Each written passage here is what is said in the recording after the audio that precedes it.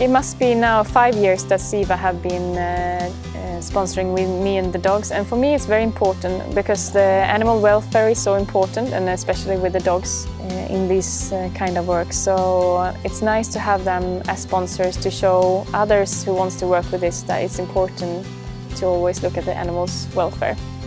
So in this session we are doing agility. And we are doing that because it's very good for people to concentrate and also learn more about themselves. I'm telling them how to give the treat and make them comfortable with that in this session. People I work with to feel that it's okay. If it doesn't work for the first time, just try again and it will work okay again.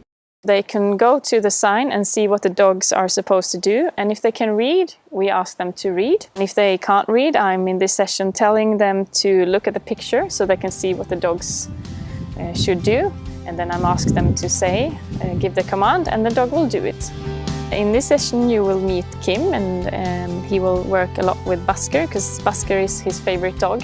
And they have a very strong attachment to each other. And this is a place where I work full-time, and it's a home for people with alcoholic problems, and they are all addicted to it. Kim, he wants to meet the dogs actually every day, and even if sometimes he doesn't even have money for food, but he is so attached to the dogs, so he rather buy them treats than food for himself, which is a very nice thing to see actually.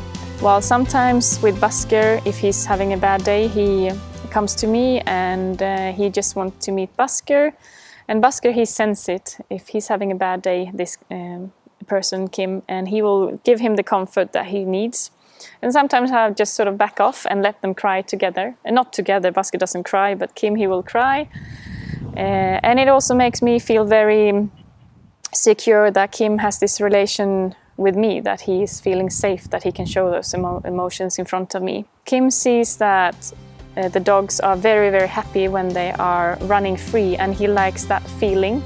And I think it's also a feeling of himself. So in this session they are playing frisbee and a lot of laughing and a lot of treats.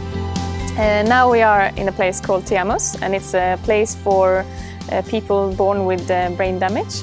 And they are on a very high level, which means that they can actually do more or less like a normal work. And in this session now with the dogs, we are making them comfortable with being on the stage alone, one at a time, and doing something together with the dogs, which is a great way of doing it because they feel that the attention actually goes to the dogs also. And also sometimes I'm using myself, doing a performance myself to show that I dare to do it, and it's just fun. And the games that you are using for the dogs is also a very good game for the elderly, because they can remember how many of these treats we have hidden.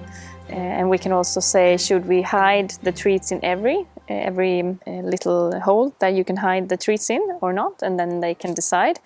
And as I go in this session, I can also see who in the group who cannot put these little bricks inside, and then I just help them as good as I can. Then they are allowed to then tell the dogs to go and find the treats, and we encourage dogs together and say that they are very good dogs and all that, and yeah, talking about that the whole time.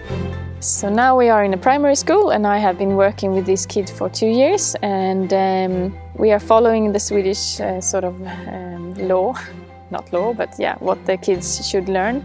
And today the subject is geography, and we will work with north, south, east and west. And through that we are using the dogs, so they will do some tracking with the dogs in those different directions, and to make it a fun exercise, and they will then do the tracks with the dogs in those different directions. And we're also gonna do some tricks with the dogs, also that they are giving them little missions to do tricks in those different directions also, to make it as fun as possible, but still that they will learn from it. In Sweden, it's becoming more and more common to work with the dogs in school, especially what's called reading dogs. But we do it in a different way a little bit, because we are using it with all the subjects, not only the reading. So we have done it with mathematics and English and Swedish and now this geographic. And we also had some immigrants in the class, and still have today when we were going to do it. And in the beginning they could not understand Swedish, but it was much more easy to use the dogs because you could really, by hand signals and that, showing the kids what we wanted them to do. And that was fun. So when you do a schedule, you always have to see that they have a lot of time that they don't do anything. And I put in walks where they have no patience at all in the walks, so they can be totally free and just run around, which is very important for them. Because when we are in the sessions, they are always looking at me and sort of wondering when it's their time to do the things. And we use, of course, then in advance adaptil, so they all have the collars on them, because I want them to be prepared for all the different people that they meet and also the different areas that we go into. Training him to be very calm, because it's one of the most important things when you have these type of dogs, that they must be able to relax when you are in different working areas. And I also actually using the 3 other dogs to make him realize that that's the way it should be done. So I can tell that he's looking at the others and he sees that they are relaxed, and then he's also more relaxed. So I'm trying to teach him that not use his voice as much. So it will be rewarding if he's quiet, and then he gets the treat. I think it's just like what we're doing now, to show people what it really is about. That it's so much more than just a dog coming in and just go for a walk or things like that. Because it's so much more. You get closer with humans emotional. They get attached and they open up, and you can use them. You can use the dog in so many ways.